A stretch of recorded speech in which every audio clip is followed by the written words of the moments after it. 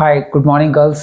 आज की video specially आपके लिए है क्योंकि आज की वीडियो में बताने वाला हूँ कि आप अपने लिए परफेक्ट लाइफ पार्टनर, एक लड़का जिसके साथ में आपको शादी ही करनी हो या फिर पूरी लाइफ बितानी हो, वो कैसे चुने। आज की वीडियो बहुत ज़्यादा इंफॉर्मेटिव है और कुल मिला के 15 से 16 ऐसे पॉइंट्स बताने वाला हूँ जो कि आपको ये सेलेक्ट करने में मदद कर देंगे कि वो बंदा सही है या नहीं है, और ये मेरी गारंटी है।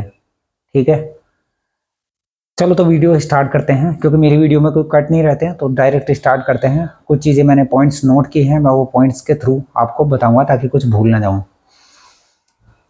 सबसे पहला मिथ आपके दिमाग से मैं क्लियर कर देना चाहता हूं कि परफेक्ट नाम की कोई चीज़ इस दुनिया में नहीं होती है।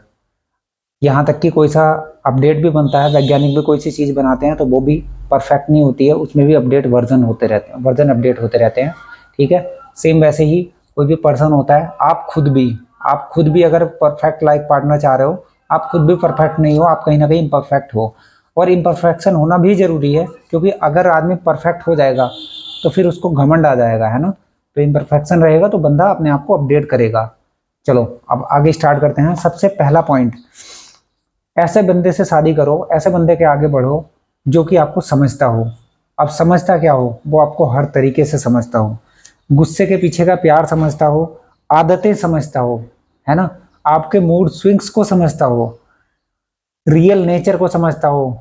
ऐसा नेचर जो कि एक तो वो है कि हम लोगों के सामने कुछ चीजें प्रिटेंड करते हैं, वो आपका रियल नेचर समझता हो कि आपका नेचर है क्या। ठीक है, आपकी पसंद क्या है, आपकी नापसंद क्या है, उन चीजों को समझता हो। और सबसे मेन चीज, आपकी परेशानी को भी समझता हो।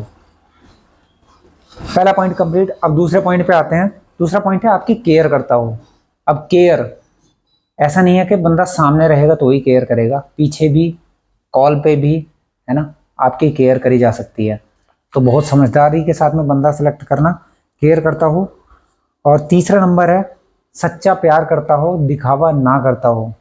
क्योंकि दिखावा, जितने भी पॉइंट्स मैं सारे बताऊंगा, ये सारी चीजें कोई बंदा दिखावा भी कर सकता है, लेकिन दिखावे की सबसे बड़ी पहचान ये होती है कि दिखावा कुछ दिनों तक होता है, कुछ टाइम तक होता है।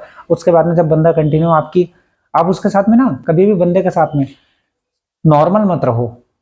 आप उसके साथ में कुछ वियर्ड चीजें भी करके देखो। वियर्ड का मतलब बुरी से बुरी, जो कि उसको बुरी लगे, है ना, उसको बुरी लगे, तो ये देखो कि जब उसके साथ में आप बुरे से बुरा कर रहे हो तो वो किस तरीके से आपको फिर भी एक्सेप्ट कर रहा है, नहीं कर रहा है, या अपना किस तरीके का नेचर दिखा रहा है, गुस्सा दिखा रहा है, या गुस्सा दिखा रहा है तो गुस्सा दिखाने का तरीका क्या है ना। वो आपको ही चाह रहा है या फिर उसकी नजर में आप जैसी बहुत सारी लड़कियां हैं, आप उसके सामने कुछ नहीं रखती हैं, है ना, तो आपको वो छोड़ के वो दूसरों के पास में चला जाएगा। तो इन चीजों को ध्यान रखना। अब दिखावा एक चीज एक और तरीके से देखा जा सकता है, वो है उसके एक्सप्रेशंस। जिस टाइम पे वो किस तरीके से, फोन पे भी अगर है या फिर वो आपके सामने है तो बेटर होता है कि किस तरीके के उसके एक्सप्रेशंस हैं, उसके इमोशंस कैसे हैं और उसके एक्शंस क्या हैं। उनसे आपको पता चल जाएगा कि बंदा दिखावा कर रहा है प्यार का या फिर सच्चा प्यार कर रहा है। ठीक है, चौथी बात, घर वालों को समझता हो। वो अपने घर वालों को भी रेस्पेक्ट करता हो, अपने मम्मी पापा की भी रेस्पेक्ट करता हो। ऐसा नहीं है कि आपके पीछे पागल हुआ, अपने मम्मी पापा को छोड़ दिया। अरे जिसने मम्मी पापा को छोड़ दिया ना, वो एक दिन आपको भी छोड़ देगा, क्योंकि उसके नज़र में ना इंसानियत नाम की चीज़ नहीं है। इंसानियत, जब भी हम पैदा होते हैं हमें माँ बाप हमारी ज़िंदगी में लेके आते हैं यार, जिन्होंने हमारे लिए सब कुछ किया, सब कुछ हमारे लिए किया। अगर वो लड़का उनको छोड़ देगा तो फिर आपको कहाँ रख लेगा।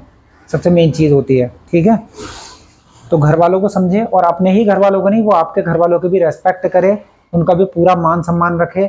आपकी मम्मी को अपनी मम्मी समझे, आपके पापा को अपने पापा समझे, उनके पैर छुए, अगर वो सामने है या कुछ और है, उनके पैर छुए, और जैसे आप उनकी रेस्पेक्ट करती हो सेम वैसे, और हो सके तो आपसे ज़्यादा करे।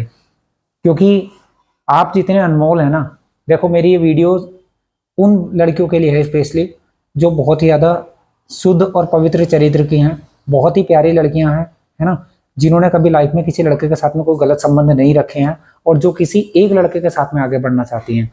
तो अगर आप इतने सच में इतने प्यारी लड़कियां हो, है ना, आप इतने प्यारे पर्सन हो, तो सबसे बड़ा नमस्कार मैं करूँगा आपके मम्मी पापा को, कि आपके मम्मी पापा ने आपको इतने अच्छे संस्कार दिए, इतने अच्छे से पाला पोसा, और अभी तक आपको इतना प्योर रख रखा है। ये उनके संस्कार हैं और ये उनकी वजह से पॉसिबल हुआ है। तो सबसे पहले वो लड़का आपके मम्मी पापा की, है ना, आपके घर वालों की रेस्पेक्ट करता हो, सबसे मेन और इम्पोर्टेंट है। और जब भी शादी का प्लान बढ़ाओ तो वो लड़का आपकी मर्जी से करेगा शादी, लेकिन आपके घर वालों को भी जब तक राजी ना कर ले तब तक वो आपसे शादी ना करे, ऐसा होना चाहिए। मतलब ऐसा भी हो सकता है कि शादी पहले हो जाए, घर वाले बाद में राजी हो जाते हैं, लेकिन कुल मिला के घर वालों को मनाना उस लड़के का काम है, और इस काम में आप उसका साथ दोगे, है ना। वो कैसे होता है किसी और वीडियो में बता देंगे, ठीक है। उसके बाद में 5वां नंबर आता है, आपके सपनों को अपना सपना समझता हो। मतलब कोई आपका सपना है कि यार मुझे वहां पे रहना है, मुझे ऐसे करना है, या मुझे अपनी लाइफ में ये चीजें करनी है, मुझे इतनी ये स्टडी करनी है, या मुझे ये वाली जॉब करनी है, तो वो आपके सपने को ना अपना सपना समझे, अपने सपनों को थोड़ा सा साइड में करके आपके सपनों को भी कहे कि हाँ भाई ठीक है, भले से वो पूरा ना कर पाए, लेकिन कम से कम आपके साथ में खड़ा रहे कि हाँ ठीक है मैं तुम्हारे साथ में हूँ, है ना। ऐसा बंदा सेलेक्ट करो। उसके बाद में 6 नंबर, आपकी गलती पर समझता हो, है ना, आपकी गलती को समझता हो, गुस्सा करे, समझाए, लेकिन दूर ना जाए। ध्यान रखना, गुस्सा करे समझाए लेकिन दूर ना जाए, आप पे हाथ ना उठाए, आपको गाली गलौच ना करे, आपको उल्टा सीधा ना बोले, कुछ भी करे, गुस्सा करे लेकिन दूर ना जाए। 7 नंबर, नाराजगी अगर हो गई है किसी बात पे, तो उसके बाद में आप बढ़ रहे हैं या नहीं बढ़ रहे हैं, वो बंदा खुद वापस से आपके पास लौट के आए, वो कहे कि कोई बात नहीं, गलती तुम्हारी थी या मेरी थी, मैं गलती मान रहा हूँ, प्लीज़ माफ़ कर दो, और अब वापस से आपस में बात करते हैं, ठीक है। 8वां नंबर, आपके जिस्म की फरमाइश ना करता हो। आज की डेट में सबसे ज़्यादा इंपॉर्टेंट है, जिस तरीके का सोशल मीडिया पे इतनी सारी रील्स और दुनिया भर की चीज़ें चल रही हैं, तो लड़कों को और लड़कियों को सबसे ज़्यादा इन चीज़ों में इंटरेस्ट आने लगता है, और वो एक दूसरे के स्नैप्स, फोटोज़, है ना, मांगने लगते हैं, या फिर वो वीडियो कॉल वगैरह दुनिया भर की चीज़ें चल रही हैं। तो कभी वो इन चीज़ों के पीछे ना जाए। अगर वो बंदा इन चीज़ों के पीछे जा रहा है ना, तो ऐसा समझ सकते हो कि वो कहीं ना कहीं, भले से वो कुछ परसेंट है, लेकिन वो लड़का गलत है, और वो गलत चीज़ों के बारे में डिमांड कर रहा है। इसका मतलब ये है कि वो आने वाले टाइम में आपके साथ में लॉयल्टी भी कम कर सकता है, वो किसी और के साथ में भी जा सकता है, क्योंकि जो आपके जिस्म को देख के आ रहा है ना, वो जिस्म का शौकीन है, या उसको औरों के भी जिस्म देखने की वो कोशिश करेगा, है ना। तो अगर आपसे सुंदर, आपसे बेटर फिजिक वाली या फिर बॉडी वाली कोई लड़की उसको दिखाई देगी, तो वो 100% उस पर नज़र डालेगा, और उसके बारे में सपने सजाएगा, या उसको कुछ ना कुछ अपने दिमाग में कैलकुलेशन बैठाएगा। सबसे मेन चीज़ ये भी है। 9वां नंबर, आपकी खुशी के लिए कुछ भी कर ले। अब कुछ भी का मतलब ये नहीं है कि उसने खुदकुशी कर ली, है ना, या अपने आप को पूरा तबाह कर लिया, ऐसा नहीं है।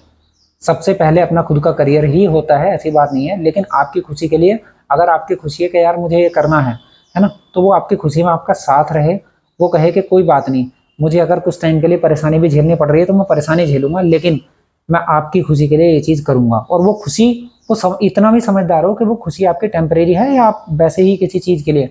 देखो खुशी तो माता सीता की भी खुशी थी, माता सीता ने भी बोला था कि मुझे ये हिरण चाहिए, है ना, सोने का हिरण चाहिए।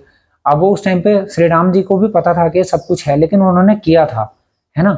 लेकिन करने के पीछे उनको पता था कि हाँ ये सारी चीजें हैं।